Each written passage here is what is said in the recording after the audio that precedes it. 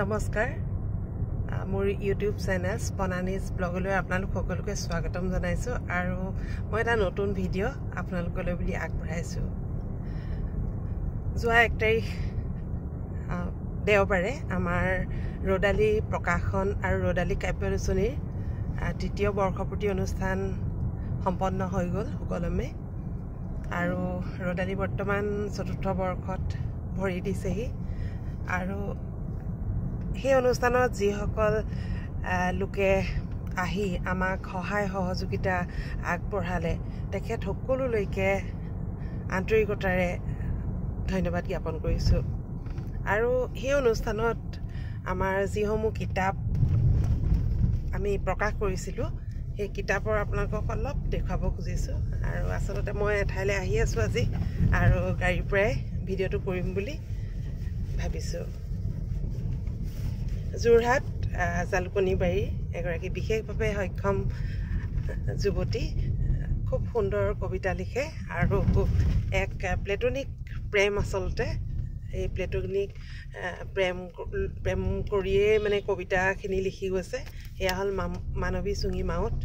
আৰু তাইৰ এইখন মোৰ কলিজাৰ একোকি প্ৰেমৰ কবিতা এইখন দেখুৱাইছোঁ। এইখন সিদিনা হৈ গৈছে সুন্দৰ। আৰু প্ৰথমতে কৈছোঁ আপোনালোকে যদি আমাৰ ইয়াত প্ৰকাশিত কবিতা পুথিসমূহ আপোনালোকে কোনোবাই কিনিম বুলি ভাবে তেতিয়া আপোনালোকে যোগাযোগ কৰিব। আৰু মোৰ ফেচবুকত যিসকল বন্ধু বান্ধৱী আছে এই লেখক লেখিকাসকল তাতে আছে, গতিকে আপোনালোকে তেনেকৈও কণ্টেক্টটো কৰিব পাৰে। নহ'লে কাৰোবাৰ যদি কিতাপ আপোনালোকে ভাল লাগিছে বুলি কয় আপোনালোকে মোক জনাব, মই আপোনালোকক ফোন নাম্বাৰটো দি দিব পাৰিম, তেতিয়া কণ্টেক্ট কৰি আপোনালোকে কিতাপসমূহ গ্ৰহণ কৰিব পাৰিব। আৰু নলবাৰী এইবাৰ আমাৰ ৰদালিৰ যি কবিতা আমি প্ৰতিযোগিতা আয়োজন কৰিছিলোঁ তাত প্ৰথম স্থান পোৱা নিৰ্জু নিশা দত্ত, নিৰ্জু নিশাৰ এখন খুব সুন্দৰ কবিতা সংকলন, সৰু কিতাপ এখন, পৃষ্ঠা খুব কমেই, কিন্তু কবিতাখিনি ইয়াৰ মানদণ্ডটো অলপ বেলেগ ধৰণৰ। আমি সাধাৰণতে যিবিলাক পঢ়ি থকা কবিতা তেনেকুৱা ধৰণৰ কবিতা নহয়। নিৰ্জু নিশাৰ কবিতাসমূহ অলপ বেলেগ ধৰণৰ। আপোনালোকে যদি নিৰ্জু নিশাৰ কবিতাৰ সোৱাদ ল'ব বিচাৰে কণ্টেক্ট কৰিব পাৰে। তাইৰ কবিতাৰ সংকলনখন নাম আছিল কানাই ৰাধা হ'ব নোৱাৰিলো তোৰ। এখন খুব সুন্দৰ কবিতাৰ সংকলন এখন হ'ল এখন। আৰু এজনী সৰু ছোৱালীক 10ম শ্ৰেণীৰ ছাত্ৰী বৰ্তমান। ইমান 10ম শ্ৰেণী বুলিলে এটা পঢ়াৰ মানে যি ভিৰ এটা থাকে সেই নিজৰ পঢ়াখিনি সামৰিও অংকিতা বৰুৱাই বৰপথাৰৰ অংকিতা বৰুৱাই কবিতা কিছুমান লিখি গৈছে। তাইৰ কবিতাখিনিও খুব সুন্দৰ, সঁচাকৈয়ে ইমান কম বয়সতে ইমান সুন্দৰ সুন্দৰ কবিতা লিখিব পাৰিছে। তাইৰ কবিতাৰ সংকলনখনৰ নাম এয়া সোণ পৰুৱা। এইখনো আপোনালোকে পঢ়োঁ বুলিলে পঢ়িব পাৰিব। তাৰপিছত আমাৰ লখিমপুৰৰ এগৰাকী বাইদেউ, আৰক্ষী বিভাগত কৰ্মৰত বাইদেউ, ইমান দূৰৰ পৰাও আমাৰ লগত যোগাযোগ কৰি কবিতাৰ সংকলন দুখন প্ৰকাশ কৰিছে, এখন অনুগল্প আৰু এখন কবিতাৰ সংকলন। তেখেত হ'ল ৰূপালী বৰা শইকীয়া বাইদেউ আৰু অনুগল্পখন এইখন ছাৰপ্ৰাইজ সংকলন। আৰু অনুভৱৰ জীপাল ৰামধেনু এইখন আপোনালোকে যদি পঢ়িবলৈ ইচ্ছা কৰে তেতিয়া যোগাযোগ কৰিব। আৰু এই যে আপোনালোকে যে এনেকৈ বেটুপাতসমূহ দেখিছে, বেটুপাতসমূহ কেনেকুৱা দেখিছে জনাবচোন, কাৰণ এই আমাৰ বেটুপাতৰ ছবিবোৰ সকলো গোটেই যিমানবিলাক আছে আমাৰ ৰদালি প্ৰকাশনৰ প্ৰথমৰ পৰাই যিখিনি কবিতাৰ সংকলন প্ৰকাশ কৰিছে সেইখিনি আমাৰ ৰদালিৰ সম্পাদক মহেশ্বৰ বসুমতাৰীদেৱে অংকন কৰা। আৰু আপোনালোকে যদি কেনেবাকৈ আপোনালোকৰ গ্ৰন্থখনৰ আপোনালোকে বিচাৰে যে এনেকুৱা ধৰণৰ আমি কৰি দিব লাগে বা মহেশ্বৰ বসুমতাৰীয়ে যদি কৰি দিব লাগে আপোনালোকে যোগাযোগ কৰিব। যোগাযোগ কৰিলে তেখেতে নিশ্চয় বেটুপাত আপোনালোকক বনাই দিব পাৰিব। ইয়াৰ পিছত লৈছোঁ এখন একদম প্ৰথম লিখিছে কবিতাৰ কোনো মানে কবিতা লিখা নাছিলে পুষ্পা বৰগোহাঁই আচল ঘৰ সাপেখাতিত বাদুলিপাৰ গোলাঘাটৰ আৰু এই বুক মানে খুব হেৰি কৰি উলিয়াই অনা হৈছে যে লেখক বুলি গতিকে বৰ এখন সুন্দৰ এয়া নামটো হ'ল অনুভৱৰ এমুঠি অনুভৱৰ স্তৱক এইখন এগৰাকী নতুন লেখিকা হিচাপে আত্মপ্ৰকাশ কৰিছে যদি আপোনালোকে কিতাপ পঢ়িব বিচাৰে মোৰ লগত যোগাযোগ কৰিব মই আপোনালোকক দিম আৰু জনাই দিছোঁ যে এই কিতাপসমূহৰ দামটো বহুত বেছি নহয় দুখনমান আছে অলপ দাম মানে যথেষ্ট ডাঙৰ ডাঙৰ হয় পৃষ্ঠাবোৰ 150-100 এনেকুৱা ধৰণে কিতাপবোৰৰ দাম আৰু আপোনালোকে যদি ডাক খৰচ খুব বেছি 50 টকা এটা হ'ব গতিকে সিমানটো মানত আপোনালোকে কিতাপ এখন পাই যাব গতিকে আপোনালোকে ইচ্ছা কৰিলে কিনি ল'ব আৰু এগৰাকী আছে গোলাঘাটৰ শিখামণি তামুলী বাইদেউ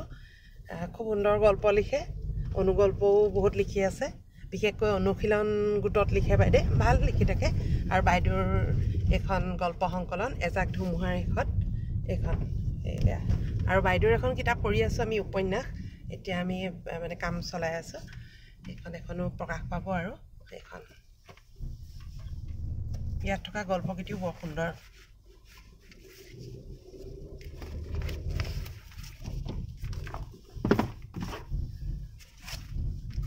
আৰু এগৰাকী জ্যেষ্ঠ কবি সৰুপথাৰৰে চন্দ্ৰপ্ৰভা চেতিয়া বাইদেউ মানে আমাৰ লেখিকা সমাৰোহৰ আমাৰ সৰুপথাৰ শাখাৰ বাইদেউ সভাপতি আৰু বাইদেৱে ৰদালিৰ নিয়মীয়া লেখিকা বাইদেউৰ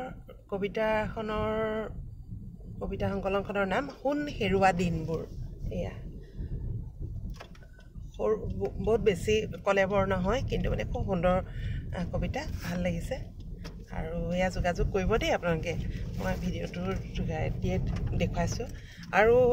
এগৰাকী প্ৰবন্ধ লেখক বিশেষকৈ আৰু উপন্যাসিকা আচলতে আমাৰ বৰপথাৰ গোলাঘাট জিলাৰ বৰপথাৰ দীপামণি কোচ ভৰালী বাইদেউ আৰু বাইদেউৰ প্ৰবন্ধ সংকলন ভাৱনাৰ তৰাফুল ইয়াৰ বেটুপাতটো সুন্দৰ হৈছে মানে মোৰ খুব ভাল লাগিছে এখন ভাৱনাৰ তৰাফুল এখন প্ৰবন্ধ যিকেইটা প্ৰবন্ধ ইয়াত আছে খুব তত্ত্বগধুৰ ভাল লগা গতিকে আপোনালোকে চাব পাৰিব গুৱাহাটীৰ এগৰাকী কবি লেখিকা প্ৰথমখন কবিতাৰ সংকলন আমাৰ প্ৰকাশনৰ পৰা উলিয়াইছে আৰু এইখনৰ পৃষ্ঠাটো হৈছে যথেষ্ট হেৰি হৈছে 168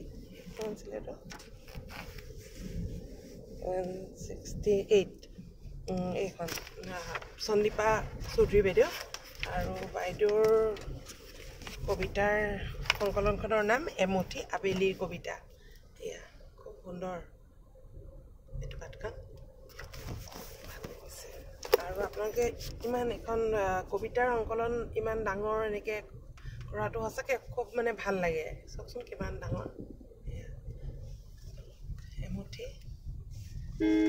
আবেলিৰ কবিতা আৰু এগৰাকী বাইদেউ হ'ল আমাৰ সৰুপথাৰৰে ৰূপজ্যোতি দুৱৰা মেজ বাইদেউ আৰু বাইদেউৰ কবিতা সংকলনখন নাম হ'ল নীলকণ্ঠী এয়া বাইদেউৰ দ্বিতীয়খন সংকলন দ্বিতীয় সংস্কৰণো মানে প্ৰথম সংকলনখনো কেইটামান কবিতা আছে আৰু নতুনখিনি মিলাই দ্বিতীয় সংস্কৰণ কৰিছে এইখন নীলকণ্ঠী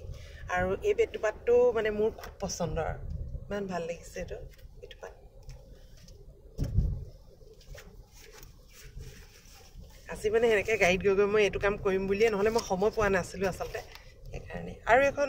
খুব ধুনীয়া দেখিব আপোনালোকে প্ৰথমতে চাওকচোন বেটুপাতটো দেখুৱাইছে ইমান ধুনীয়া এয়া বেটুপাতটোৱে বৰ ধুনীয়া আৰু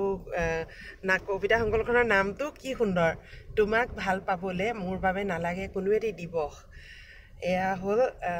কাৰ্বি আংলং হাওৰাঘাটৰ ৰূপালী বসুমতাৰী এগৰাকী অসমৰ চিনাকি নামী ৰূপালী বসুমতাৰী এই বাইদেউৰ কবিতাৰ সংকলন এইখন আপোনালোকে যোগাযোগ কৰিব দেই এয়া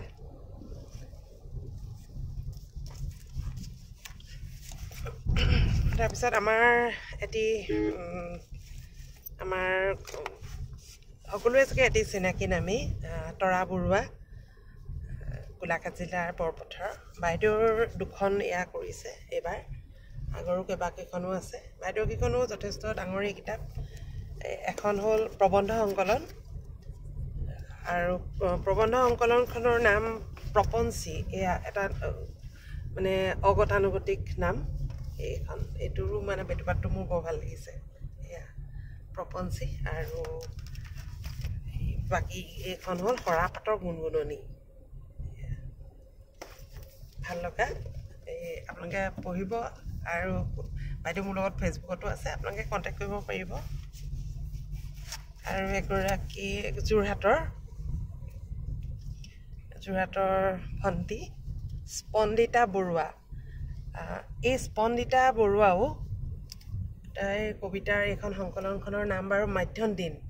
মানে ইয়াত যিখিনি কবিতা আছে এই কবিতা সংকলনখনো অলপ মানে বেলেগ ধৰণৰ মই এতিয়া এটা কথা ভাবিছোঁ যে আমাৰ পিছৰ প্ৰজন্মটোৰ যিসকল মানে কবি বা লিখিবলৈ যিবিলাকে মানে আৰম্ভ কৰিছে কবিতা সেইসকলৰ কবিতাবোৰ সঁচাকৈ অলপ বেলেগ ধৰণৰ কিবা এটা ভাল লাগিছে আৰু সেই ধাৰাত মই আগতেই কৈছিলোঁ অংকিতা বৰুৱাও আছে নিৰ্জু নিশা দত্ত আছে আৰু এই স্পন্দিতা বৰুৱা এইৰো মানে কবিতাবোৰ অলপ বেলেগ ধৰণৰ সুকীয়া আৰু এটা বেলেগ সোৱাদ লগা উচ্চ মানৰ আচলতে ভাল লাগিছে এইখিনি আৰু মাধ্যম দিন আপোনালোকে পঢ়ি চাব পাৰিলে আৰু এখন হ'ল আমাৰ ইয়াৰ মহেশ্বৰ বসুমতাৰী এইবাৰ বৰ্ষপতিত তেখেতে উলিয়াইছিলে এইখন চাওকচোন প্ৰথমতে মই বেটুপাতটো দেখুৱাই লৈছোঁ এইটো এনেই কিতাপবোৰৰ চব নামবোৰ উল্টা হৈছে বাৰু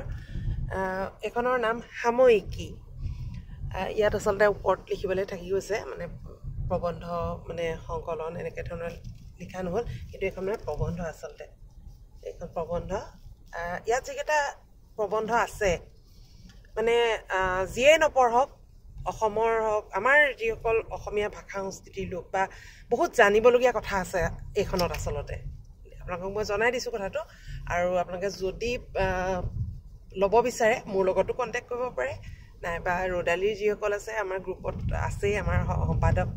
ৰ'দালিৰ নাম্বাৰটো আছে আৰু নহ'লে এনেকৈ আপোনালোকে যোগাযোগ কৰিব পাৰিব ফেচবুকতো আছে সুন্দৰ কিতাপ কাৰণ এই কিতাপখন মানে পঢ়িলে অকল আমি নহয় আমাৰ শিক্ষাৰ্থীসকলেও আচলতে পঢ়া উচিত বহুত নজনা কথা জানিব গতিকে ভাল লাগিছে মইতো পঢ়িছোঁ এইবাৰ এইখন চাব নামটো সাময়িকী আৰু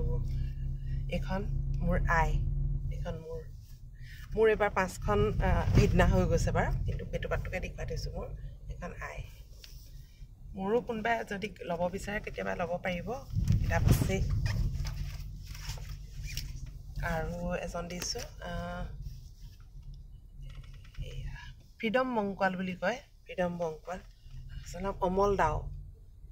অমল দাও ডাঙৰীয়াৰ এখন সুন্দৰ বেটুপাত চাওকচোন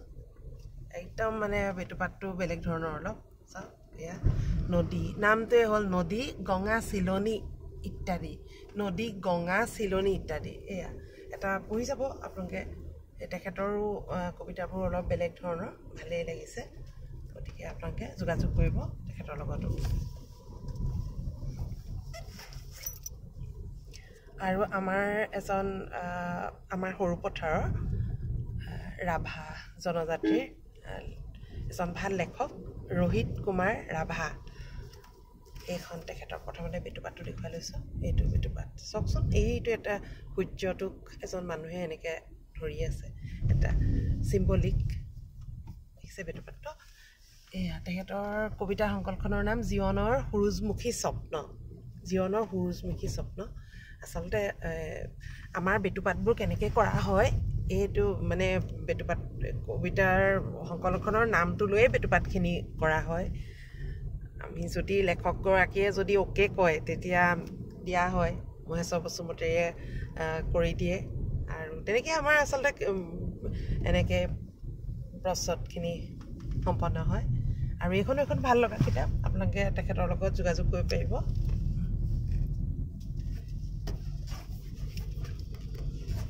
আছে মণি কুটুম তেখেতৰ ঘৰ বোকাখাটত গোলাঘাট জিলাৰ বোকাখাটত আৰু তেখেতৰ কবিতাবোৰো সুন্দৰ আৰু তেখেতৰ নামটো হৈছে সংকলনখনৰ নাম সময় তুমি নহা হ'লে আৰু আপোনালোকক মই বেটুপাতো দেখুৱাইছোঁ দেই নামটো শুনক যে সময় তুমি নহা হ'লে আৰু সেইটোকে মহেশ্বৰ বসুমতাৰীয়ে কেনেকৈ ধৰণে বেটুপাতটো অংকন কৰিলে আৰু লেখক কবিগৰাকীৰো মানে ঘপককৈ বেটুপাতটো পচন্দ হ'ল চাওক এইটো এটা ঘড়ী মস্ত চাওক এইটো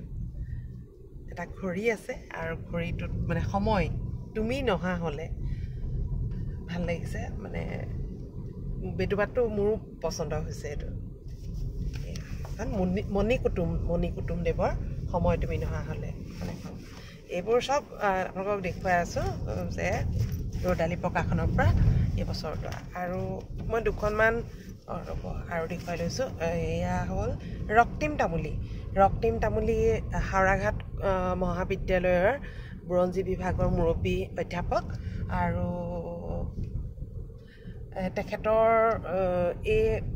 তেখেতৰ কবিতাৰ সংকলনখনৰ নাম হ'ল মৰু ছায়া আপোনালোকে এই বেটুপাতৰ হেৰিটো চাওকচোন মৰু ছায়া